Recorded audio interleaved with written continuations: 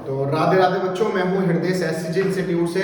आज की जो वीडियो है बेटा बहुत इंपॉर्टेंट होने वाली है, जो बोर्ड में है बच्चे, और खासकर तो क्लास 10th के बारे में मैं आज डिस्कस करूंगा। आज हम डिस्कस करेंगे बेटा इस वीडियो में कि जो सीबीएसई पैटर्न है वो किस तरह से चेंज हो गया है और किस तरह से अब हमें काम करना है। तो मैं आपको बता देता हूं, टोटल ओवरऑल बेटा जो आपके एग्जाम में सेक्शन बनेंगे वो बनेंगे बेटा ई तक।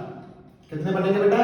ई तक। लेकिन अगर मैं बात करूं आपकी सेक्शन ए की, तो सेक्शन ए में आपके पास जो है सिर्फ यहां पर 20 क्वेश्चंस होंगे जो एमसीक्यूज होंगे। ठीक है बेटा, यानी बात क्लियर होगी। 20 क्वेश्चंस होंगे सेक्शन ए में जो एमसीक्यूज होंगे और एक एक नंबर के होंगे बेटा। क्या होगा बेटा? एक एक नंबर के होंगे। क्लियर हो गई यानी बात। अगर बात करी जा रही है बेटा सेक्शन बी की, तो सेक्शन बी में आपके पास जो टोटल क्वेश्चन होंगे वो होंगे बेटा 6 वेरी शॉर्ट क्वेश्चंस आएंगे। और मैं आपको एक बात बता दूं, सेक्शन बी में आपको चॉइस भी मिल जाएगी। ठीक है बेटा, सेक्शन बी में करीबन जो है 7 या 8 क्वेश्चन होंगे टोटल ओवरऑल, जिसमें से आपको सिर्फ और सिर्फ 6 क्वेश्चन करने होंगे और ये ईच क्वेश्चन कैरी 2 मार्क्स। ठीक है, अगर बात करी जा रही है बेटा सेक्शन सी की, तो सेक्शन सी में देखते हैं बेटा क्या होगा।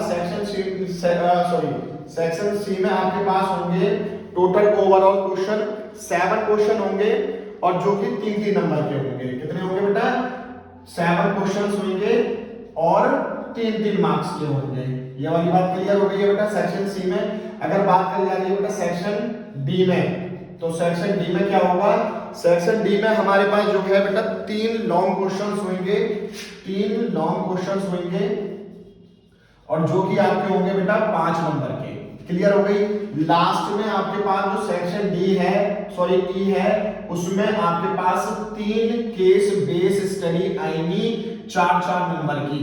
ठीक है बेटा, अब देखो करने का तरीका क्या है, मैं आप लोगों को बता दूं। 20 नंबर जो जिन्होंने पूरे साल तैयारी नहीं करी है अच्छे से, ठीक है, तो वो क्या है, अगर वो थोड़ा बहुत जो बेसिक चीजें हैं अगर वो पढ़ लेते हैं तो वो सेक्शन ए बहुत अच्छे से कर पाएंगे।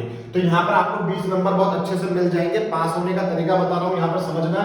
और ये सीबीएसई ने जो पैटर्न बनाया है ये उन्हीं बच्चों के लिए बनाया है, खासकर जो बच्चे बहुत ज्यादा वीक हैं और जो लास्ट टाइम में उनको अकल आ गई है पढ़ने के लिए, तो वो इस पैटर्न से बहुत अच्छे से पास हो सकते हैं। ध्यानपूर्वक देखिएगा, सीबीएसई में बेटा जो आपकी मार्किंग होगी वो स्टेप बाय मार्किंग होगी। आप कुछ लिख के आओगे, कोरिलेट करके लिख के आओगे तो आपको मार्क्स जरूर मिलेंगे। ठीक है, तो सेक्शन बी में आपके पास 6 क्वेश्चन हैं। ठीक है, तो 6 क्वेश्चन में आपको चॉइस भी है, 8 क्वेश्चन के आसपास होंगे, लेकिन आपको 6 क्वेश्चन करने होंगे। तो 2 6 12। तो यहाँ पर ये सेक्शन बी जो है आपका वो 12 नंबर का होने जा रहा है। क्लियर हो गई है। अगर मैं तो ये कह रहा हूं बेटा आप लोगों से, और हाँ यहाँ पर मैं आपको एक बात और क्लियर कर देता हूं कि जो वर्डिंग होगी वो होगी बेटा आपकी 30 to 50 वर्ड्स की। ये वाली बात क्लियर हो गई।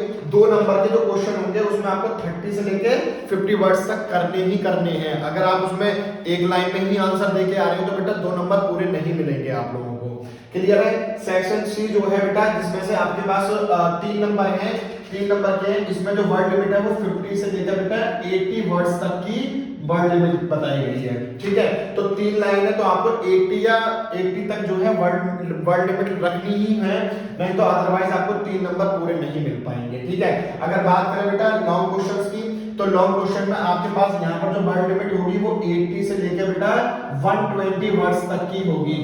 क्लियर हो गई यानी बात। ठीक है, और लास्ट में आपके पास जो है केस बेस्ड स्टडी है, तो केस बेस्ड स्टडी में तो बेटा 1 वर्ड या एक लाइन के क्वेश्चंस आते हैं। आप लोगों ने बहुत सारी केस बेस्ड स्टडी करी होंगी। तो यहाँ पर बेसिकली बताया क्या जा रहा है बेटा, पास होने का तरीका समझिएगा। अगर मान लीजिए 2 नंबर के क्वेश्चंस हैं, अगर यहाँ पर आप बेटा 1 या 2 लाइन कोरिलेट लिख करके आ रहे हो तो आप टोटल 12 में से मैं तो ये कह रहा हूँ 8 नंबर तो पा ही लोगे। ठीक है, क्लियर हो गई यानी बात। अब ये देखो बेटा 7 क्वेश्चन, यहाँ पर 8 क्वेश्चन होंगे टोटल, आपको एक की चॉइस मिलेगी। तो यहाँ पर कितने क्वेश्चन हो जाएंगे? अब 7 क्वेश्चन, तो 7 या 21, टोटल 21 नंबर के ये हैं। और यहाँ पर जो वर्ड लिमिट है वो बेटा मैक्सिमम 80 लिमिट है। तो मैं तो ये कह रहा हूँ बेटा कि अगर ये 3 नंबर का क्वेश्चन आता है तो जो आपके पास शीट दी जाएगी वो आपको आधी से ज्यादा तो भरनी ही पड़ेगी, तभी आपको 3 नंबर प्रॉपर मिल पाएंगे। और अगर डायग्राम आ जाए लेट सपोज, तो डायग्राम भी बेटा आप बहुत अच्छे से नीट एंड क्लीन बना के आना, हो सके तो आधे पेज में बना के आना। जैसे मान लो अगर मैं साइंस की बात करूं तो साइंस में जो है स्ट्रक्चर्स वगैरह आ गए या कुछ जो है थ्योरी वगैरह आ गई, अगर स्ट्रक्चर्स भी है साथ में या डायग्राम भी है और थ्योरी भी है तो डायग्राम आप आधे पेज में बनाना और थ्योरी बाकी आधे पेज में लिखना, बहुत अच्छे से तरीके से लिख के आना।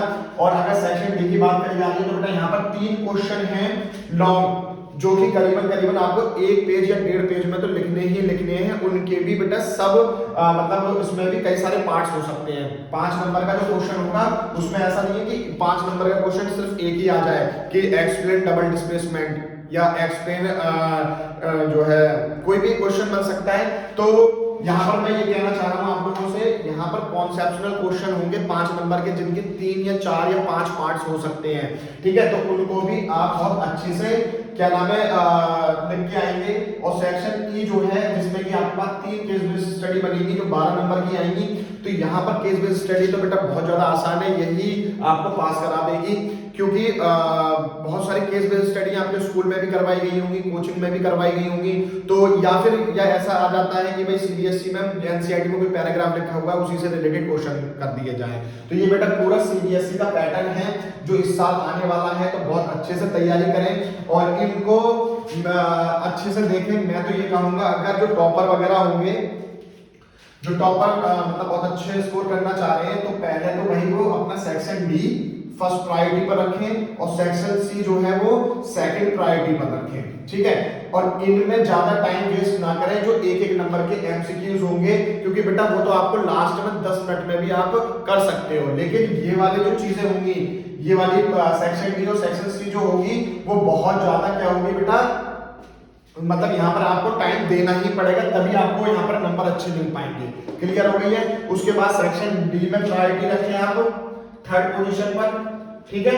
और फिर आप जो है 3rd पर जो है 2-2 नंबर की प्रायोरिटी, 2-2 नंबर वाले जो सेक्शन है इसमें प्रायोरिटी रखें, 4th पर ये रखें। और जो 1-1 नंबर वाले हैं बेटा लास्ट में ये करें, क्योंकि लास्ट में 10 मिनट होंगे और ऐसे बहुत सारे क्वेश्चन होंगे जो आपको आते होंगे, बस आपको क्या टिक लगाना है या ऑप्शन नंबर लिखना है, ठीक है। तो ये आप 10 मिनट में भी कवर कर सकते हो, लेकिन यहाँ पर जो आपको टाइम कंज्यूमिंग चीज होगी वो आपको 3 नंबर वाले में होगी, सॉरी 5 नंबर वाले में होगी, 3 नंबर वाले में होगी और 2 नंबर वाले में होगी। तो प्रायोरिटी हमेशा क्या करें बेटा, इनको दें, क्योंकि आपने बहुत सारी मेहनत करी है इस साल में, तो आप बहुत अच्छे से लिखना चाह रहे हो। फर्स्ट इंप्रेशन जो है जमाना है अगर एग्जामिनर के सामने, तो अच्छे से लिखना है। 5 नंबर के क्वेश्चन, 3 नंबर के और 2 नंबर के। उसके बाद आप केस बेस्ड स्टडी या फिर ये वाला पोर्शन आप शुरू कर सकते हैं। तो ये बेटा पूरा पैटर्न था सीबीएसई का।